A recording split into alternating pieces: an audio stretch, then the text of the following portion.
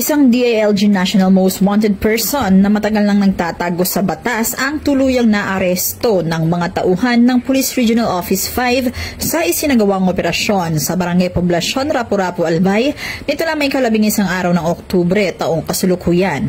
Ang sospek na kilala sa alias na Batista, 40 taong gulang, binata at mangingisda ay tubong Malolos City, Bulacan at kasalukuyang naninirahan sa Bacon District, Sorsogon City, Sorsogon. Siya ay inaresto sa bisa ng warrant of arrest para sa kasong murder na walang inirekomendang piyansa.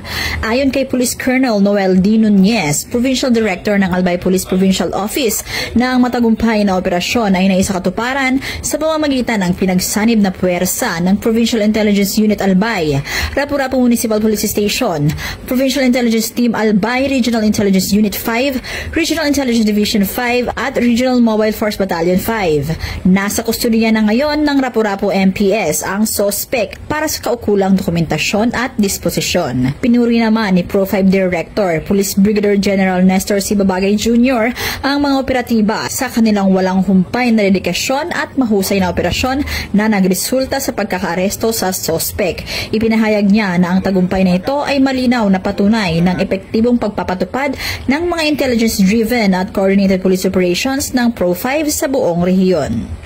Mula dito sa Bicol Region, ako ang inyong PNL correspondent, Staff Sergeant Irene Hani Triabad, alagad ng batas, tagataguyod ng Balitang Pulis.